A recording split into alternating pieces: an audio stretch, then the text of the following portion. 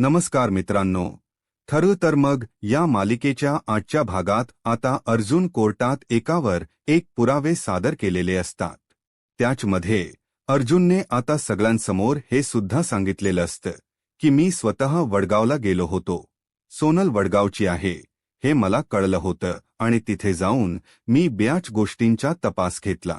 मी आता जेव्हा वडगावला गेलो तेव्हा खरंतर ना आधी मला हाच विचार येत होता की सगळ्या काही गोष्टी मला सापडतील का. FIR बघितली. FIR मध्ये ज्या सोनलचे आई बाबा आहे त्यांनी ऑलरेडी सोनल हरवल्याची कंप्लेंट केलेली होती आणि त्यावर असलेला तो फोटो आणि त्याचसोबत पुण्याच्या गुरुजींनी जी पोलीस स्टेशनला FIR केली होती तो फोटो अगदीच दोन्हीही सेम आहे आणि त्यावरूनच 2008 मध्ये सोनल हरवल्याचं हे समजतं आणि तेव्हाच ती 3 वर्षाची होती. पण आता हे सगळे जेव्हा पुरावे कोर्टामध्ये अर्जुनने दिलेले असतात तेव्हा मात्र आता अर्जुनकडे सगळी जण पाहत असतात. त्यानंतर आता अर्जुन हेही सांगत असतो की या सगळ्या गोष्टी झाल्यानंतर आम्ही अपायबल असलेल्या त्या ॲड्रेसवर पोहोचलो. जेव्हा आम्ही त्या ॲड्रेसवर पोहोचलो ना तेव्हा सुद्धा आम्हाला तिथे कोणीही सापडलं नाही. मग तेव्हा विचार केला की हातातून ना सगळंच काही गेलं, पण तसं झालं नाही. तिथे आजूबाजूला काही माणसं राहत होती. त्यांनाही आम्ही विचारलं कारण जिथे सोनलचे आई बाबा आधी राहत होते ना तिथे आता सोनलचे आई बाबा राहत नव्हते. त्यांचा रूम बंद होता, पण त्यांच्या शेजारी एक जण राहत होते. त्यांना आम्ही या सगळ्याबद्दल विचारलं तेव्हा त्याने आम्हाला सांगितलं की बरेच वर्ष झाले की ते हे सगळं काही सोडून गेले होते. त्यानंतर ती लोक इथे आलीच नाही. पण तेव्हाच ना त्या माणसाने सांगितलेलं होतं की तुम्ही जी मुलगी म्हणताय ना सोनल, तिची आई आणि माझी बायको या दोघी चांगल्या मैत्रिणी होत्या. मी तिला विचारून बघतो की काही तिच्या कॉन्टॅक्ट मध्यंतरी झाला आहे का असं बोलून आता त्या माणसाने आपल्या बायकोला बोलवून घेतलेलं असतं आणि जेव्हा ती बाई येते ना तेव्हा आता तिला विचारलं जातं की तुमच्या आणि त्यासोबत तुमच्या मैत्रिणीचा काही कॉन्टॅक्ट झाला आहे का. तेव्हाच ना ती थोडी घाबरलेली असते, पण तिचा नवरा तिला सांगत असतो की पोलीस आहेत, पोलिसांना सांग, ते काहीच करणार नाहीत. यांना खरंतर अर्जुनाबद्दल समजला आहे. मग जेव्हा हे सगळं काही तिचा नवरा तिला समजावतो ना तेव्हा ती आता पोलिसांना सांगत असते. ती म्हणत असते खरं तर ना जेव्हा इकडन माझी मैत्रीण म्हणजेच अर्चनाची आई निघून गेली ना त्यानंतर तिचा काही पत्ताच नाही. मी बऱ्याचदा तिला कॉल करायचा प्रयत्नही केला, पण तिचा फोनही लागत नव्हता, म्हणजेच तिचा फोन ना पूर्णपणे बंद होता. त्यामुळे मलाही कळलं नाही की ती कुठे गेली ते. पण आता तुम्ही ज्या अर्चनाबद्दल विचारताय ना ती अर्चना ना माझ्यासमोर तर जन्माला आली होती. म्हणजेच मीच तिला अंगा खांद्यावर वाढवलं आहे, खेळवलं आहे.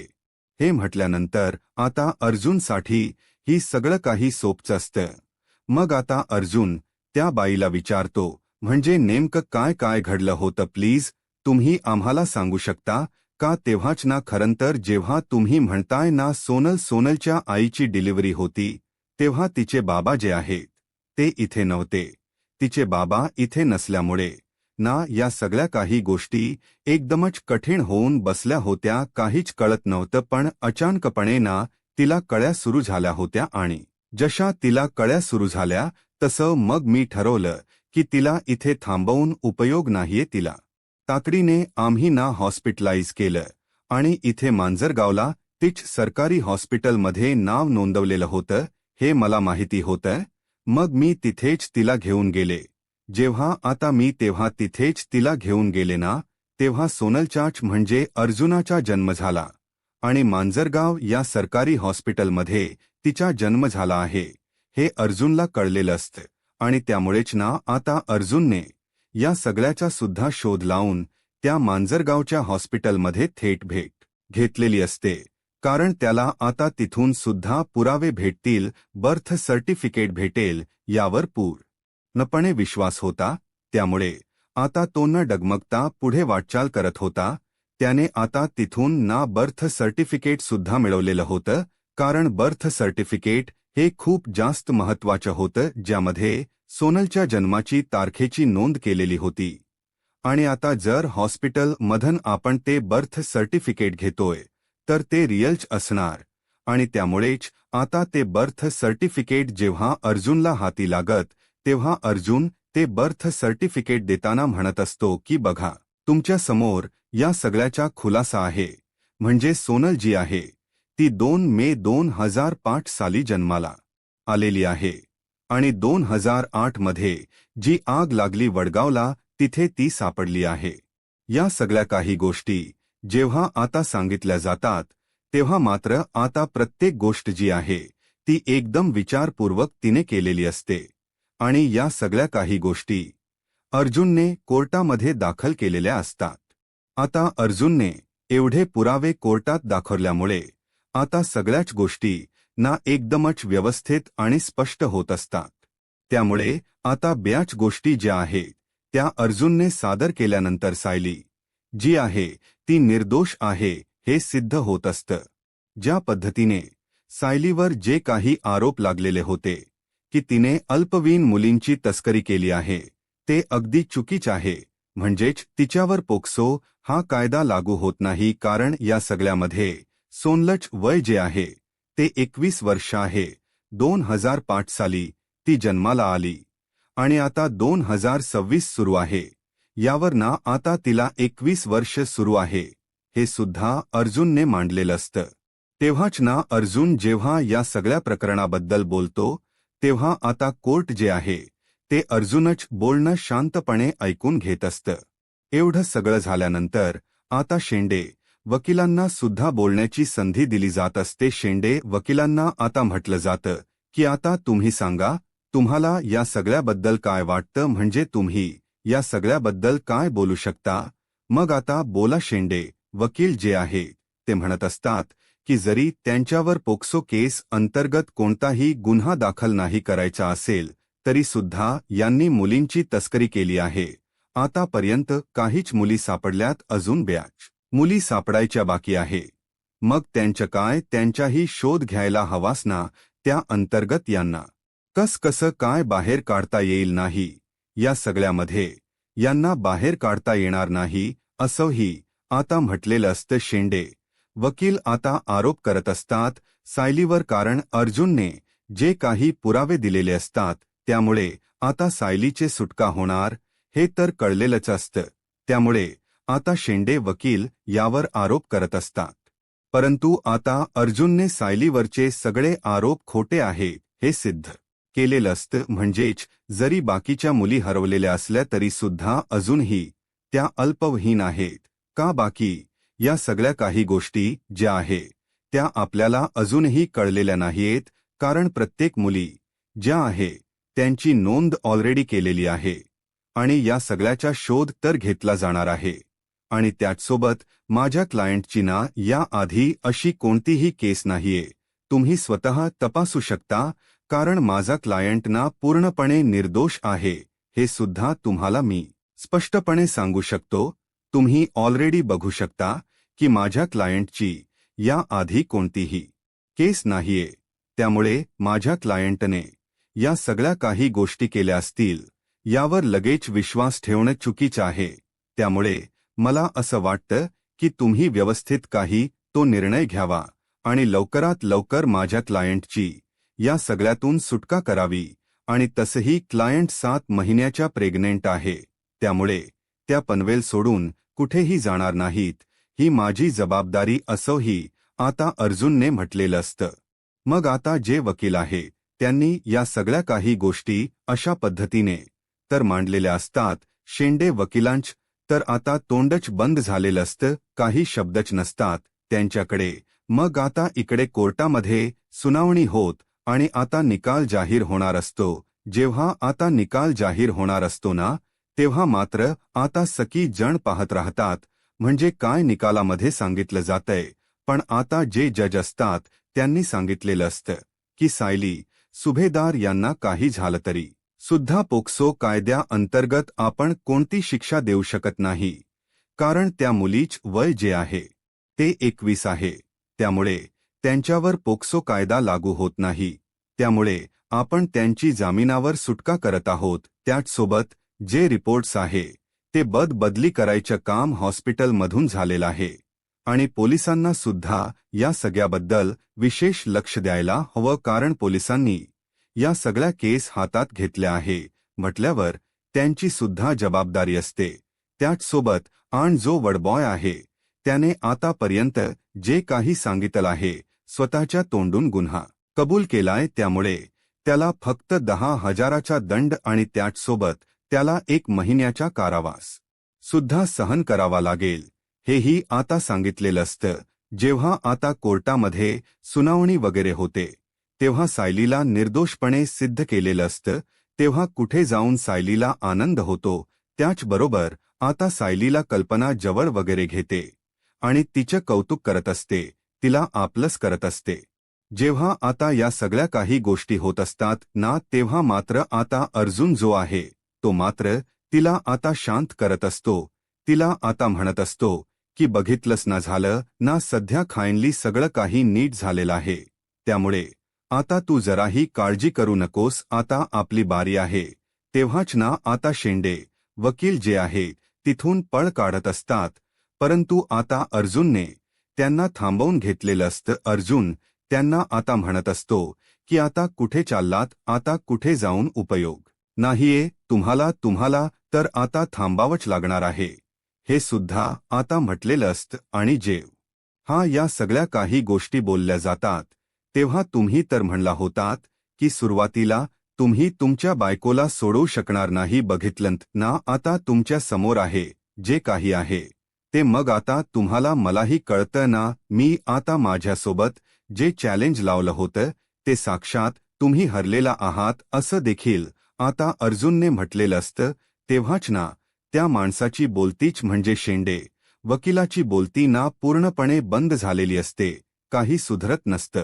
त्यावेळेला आता म्हटलं जातं की काय म्हणायचं आहे तुम्हाला. मग तेव्हा शेंडे वकिलांना अर्जुन म्हणत असतो की आता तर मी जामिनावर माझ्या बायकोला सोडवतोय, पण उद्या तिच्यावर लागलेले सगळे आरोप ना, हे सुद्धा खोटे आहेत ना, हे सुद्धा मी सिद्ध करून दाखवणार आहे. काही झालं तरी सुद्धा लावताय का पुन्हा एकदा चॅलेंज, असंही अर्जुन आता त्या वकिलांना बोलत असतो. अर्जुन जसं त्या वकिलांना बोलतो ना, तसं मात्र आता त्या वकिलांची बोलती पूर्णपणे बंद झालेली असते. त्यांना आता चॅलेंज वगैरे लावायला सांगितलं जातं, पण तरी सुद्धा ना आता चॅलेंज काही लावायला काही इथे ते तयार नसतात, कारण आता अर्जुन जो आहे तो कधीच हरत नसतो. हे अर्जुनने अशा पद्धतीने का होईना सिद्ध केलेलं असतं, आणि जेव्हा या सगळ्या काही गोष्टी अशा पद्धतीने त्याने सिद्ध केलेल्या असतात ना, त्यामुळे आता काही झालं तरी सुद्धा तोंड बंद करावंच लागत असत त्या शेंडे वकिलांना, कारण त्याची आज अर्जुन समोर हार झालेली होती. त्यामुळे आता अर्जुन सोबत कोणताही चॅलेंज न लावता गुपचूपणे त्यांनी आता तिथला काढता पाय घेतलेला असतो. त्यासोबत सचिन आणि राकेश हे सुद्धा आता तिकडन पळतात, कारण आता त्यांनी बघितलेलं असतं की सायली निर्दोष सुटलेली आहे म्हटल्यावर आता सायलीला सगळं काही बरंच झालंय, पण आता आपला प्लॅन फसलाय. त्यामुळे आता ते पुरते घाबरलेले असतात. तेच आता दुसरीकडे या सगळ्या काही गोष्टी होत चाललेल्या असतात, हे प्रकरण वाढत चाललेले असते आणि त्यामुळेच ना आता इकडे बाहेर ऑलरेडी मीडियावाले आलेले असतात आणि त्यांना या लोकांचा बाईट घ्यायचा असतो. म्हणजेच आता सायलीची जी केस आहे त्याला आता वेगळं वळण लागलंय असं मीडियावाले बोलत असतात आणि पहिल्यांदा ते सायलीच्या बाईट घेत असतात. त्यावर सायली म्हणत असते की माझ्या नव्यावर, माझ्या वकिलांवर पूर्णपणे विश्वास आहे. त्याने जे काही केलेलं आहे ते माझ्या सुटकेसाठी केले आणि या सगळ्यामध्ये उगाच मला फसवले गेलेलं आहे. या सगळ्यात माझी काही चूक नाहीये, तरी सुद्धा मला ओढलं गेले. त्यामुळेच मी या सगळ्या काही गोष्टी ज्या आहे त्या तुमच्या समोर आतापर्यंत मांडलेल्या आहेत.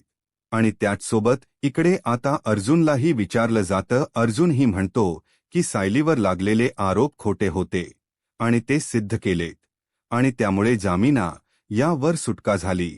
पण पुढे काय होईल ते आता तरी मी तुम्हाला सांगू शकत नाही. वेळ आल्यावर तुम्हाला सगळ्या काही गोष्टी कळतील असंही आता म्हटलेलं असतं आणि जेव्हा या सगळ्या काही गोष्टी बोलल्या जातात ना तेव्हा अर्जुन मीडियासमोर एवढंच पुढे स्पष्टपणे बोलत असतो आणि जेव्हा अर्जुन स्पष्टपणे या सगळ्या काही गोष्टी बोलतो तेव्हा मात्र आता इकडे तो पुढे काहीच न बोलता तिकडं निघून जातो कारण घरी जाणं सुद्धा गरजेचं होतं आणि जेव्हा घरी तो पोहोचतो तेव्हा मात्र आता इकडे ना ऑलरेडी अस्मिताने सगळी तयारी केलेली असते खरंच सायली येणार आहे हे ऑलरेडी कल्पनाने अस्मिताला सांगितलेलं असतं आणि त्यामुळेच ना प्रत्येक असता आणि म्हणूनच मग मी विचार न करता या सगळ्या काही गोष्टींमध्ये पुढे जायचं ठरवलं पण तुम्हाला या सख्यात तुम्ही वाचवलं हे दिसत नाहीये मग आता इथे ती भांडाभांड करत असते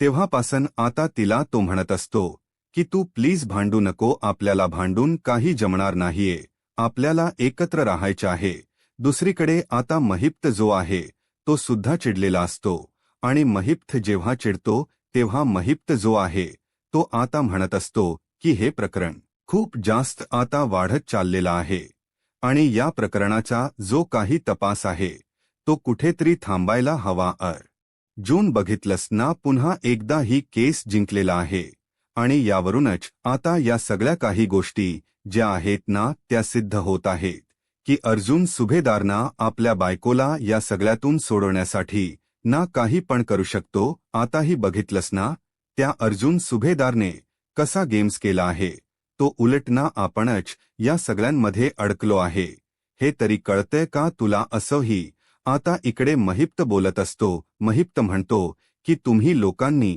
ना माझा वापर केलाय आता इकडे राकेशवर प्रिया भडकलेली असते तर राकेशला माहिती असतं की ही प्रिया जी आहे ती आता आक्रमक झालेली आहे तिला तर शांत करायला व तेव्हाच तो तिला म्हणत असतो की तू जर हे सगळं अरेरावीपणाने करत असशील तर सगळंच हातातून जाईल अरे पण त्या सायलीला बेल मिळायला नको होती एवढंच मला वाटत होतं मी जसे इतके दिवस इथे जेलमध्ये राहते ना तिला सुद्धा मला सडताना पाहायचं होतं आणि यासाठी माझे प्रयत्न सुरू होते पण तुम्ही लोकांनी सगळ्याचीच माती केली माती तुम्ही हे सगळं जर केलात नसतात ना तर आज ही वेळ आली नसती असंही आता म्हटलं जात असतं तेव्हाच ना आम्ही काही नाही केलं आम्हाला जेवढ्या गोष्टी जमल्या ना त्या सगळ्या काही गोष्टी करायचा प्रयत्न केला पण काय करणार हे जर हातात नव्हतंच तर मग आता हे सगळं काही जिब्बा आता बोललं जात ना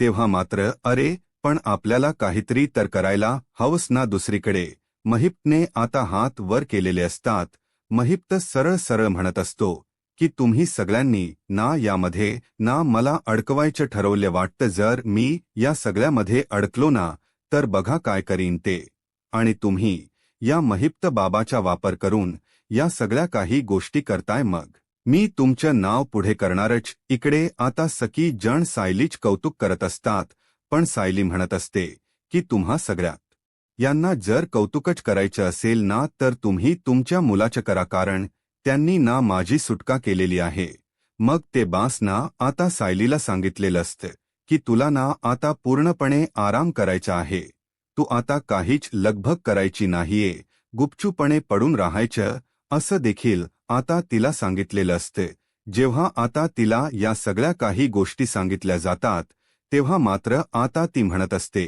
की हो मला माहिती आहे पण तेव्हाच ना कल्पनाही म्हणत असते की तुझा चेहरा बघ कसा झालाय आता पूर्णपणे आराम करायचा आराम केल्याशिवाय कसं बरं वाटणार आहे असंही आता ती तिला म्हणत असते तेव्हा सायली म्हणत असते की हो आई तुम्ही काळजी करू नका मी घेईन माझी काळजी असंही आता ती बोलत असते जेव्हा आता या सगळ्या काही गोष्टी ती बोलते ना तेव्हा आता कल्पना तिला सांगत असते की बाळा आम्हाला ना तुझी काळजी वाटत होती की तुझं सगळं काही कधी ठीक होईल कधी बरी होशील एक ना एक असे विचार मनामध्ये सारखे येत होते पण अचानकपणे जे काही झालं त्यामुळेच ना थोडी भीती सुद्धा वाटत होती पण अर्जुनने बरं झालं तुझी सुटका तर या सगळ्यातून केली तेव्हा कुठे जाऊन आता बरं वाटतंय या सगळ्या काही गोष्टी तेच आता इकडे अर्जुन तर दिवसभर काल घरात सुद्धा नव्हता त्याचमुळे आता मला कळलेलं आहे की ते माझ्यासाठी फिरत होते. अर्जुन तर दिवसभर घरातच नव्हता आणि हे सगळं काही आता बोललं जात तेव्हा आता सायली म्हणत असते की हो मला माहिती आहे हे सगळं काही माझ्यामुळेच असणार आहे, म्हणजे मीच त्याला कारणीभूत आहे असंही आता ती म्हणत असते. पण आता सगळं काही चांगलं झाले, त्यामुळे आता आनंदात तर सगळे जण असतात, पण अर्जुनच्या डोक्यामध्ये अजूनही विचार सुरू असतात. कारण अर्जुनला बाकी इतर मुलींना सुद्धा या सख्यातून बाहेर काढायचं असतं. तेव्हाच तर तो सायलीला निर्दोष मुक्त करणार असतो आणि त्याच्यासाठी एक मोठं आव्हान असतं. गौरी आता सायली सोबतच तिच्या बरोबर बसलेली असते आणि तेव्हाच ना आता इकडे त्यांचं संभाषण होत असतं. इकडे आता जेव्हा प्रिया जी आहे ती आता म्हणत असते की आपण ना तुझं बरोबर आहे, भांडून तर काहीच उपयोग नाहीये, भांडत बसलो ना तर सगळंच हातातून निघून जाईल. पण आपल्याला आता हसत राहायचं आहे, आपल्याला काही जणांना एकत्र राहायचंय आणि त्यासाठी जे काही करता येईल ना ते आपण करूया असंही आता बोललं जात असतं. आणि जेव्हा या सगळ्या काही गोष्टी बोलल्या जातात तेव्हा मात्र आता प्रिया म्हणत असते की हो तुझं आपलं बरोबर आहे, पण आता त्या सायलीला आपल्याला काही झालं तरी सुद्धा इथून बाहेर पडायला द्यायचं नव्हतं. कारण मी जे आतापर्यंत त्रास सहन केलेत ना ते त्रास तर तिने काही सहन केलेलं नाहीयेत. तिला सुद्धा कळलं पाहिजे होतं की तिने काय केलं आहे. पण आता या अर्जुनला आणि सायलीला जोपर्यंत आयुष्यातून उठवत नाही ना तोपर्यंत मी काही शांत बसणार नाही असं देखील आता प्रिया म्हणत असते. आणि प्रिया जेव्हा या सगळ्या काही गोष्टी बोलून दाखवते तेव्हा मात्र आता राकेश पुन्हा एकदा आता कामाला लागलेला असतो. तेच दुसरीकडे आता सायलीने आणि अर्जुनने विचार केलेला असतो. सायली अर्जुनला सांगत असते की तुम्हाला माहिती आहे का या सख्याच्या मागे ना नक्कीच कोणीतरी व्यक्ती आहे जो माझ्यावर बारीक लक्ष ठेवून होता, त्यामुळेच तर हे सगळं काही घडलं आहे. नाहीतर या सगळ्या काही गोष्टी कशा घडल्या असत्या तुम्ही सुद्धा विचार करा ना. तेच आता सचिनने एका टॉनी नावाच्या व्यक्तीला कॉल केलेला असतो आणि त्या व्यक्तीला तो आता पुढचं सगळं काही सांगत असतो, म्हणजेच आपल्याला कसं मॅनेज करायचं आहे या सगळ्या काही गोष्टी. त्यावर तो टॉनी सांगत असतो की आता आपल्याला मुलींना इथून हलवायला लागणार आहे. जेव्हा आपण मुलींना हलवू ना तेव्हा दुसरीकडे सेफ जागेवर आपल्याला त्या मुलींना ठेवायचं आहे, हेही आता म्हटलेलं असतं. तर दुसरीकडे मात्र आता सायली म्हणत असते या सगळ्याच्या मागे ना एखाद्या जवळच्या व्यक्तीचाच हात आहे आणि म्हणजेच त्याने या सगळ्या या काही गोष्टी माझ्या अगदी बारकाईने बघितल्या होत्या आणि त्यामुळेच तर त्यांनी एवढी सगळी मोठी मेहनत करून मला अडकवलं आहे असं देखील सायली आता बोलत असते. आता पुढे काय होईल हे पाहायला आत्ताच माझा महाराष्ट्र या यूट्यूब चॅनलला सबस्क्राईब करा. धन्यवाद.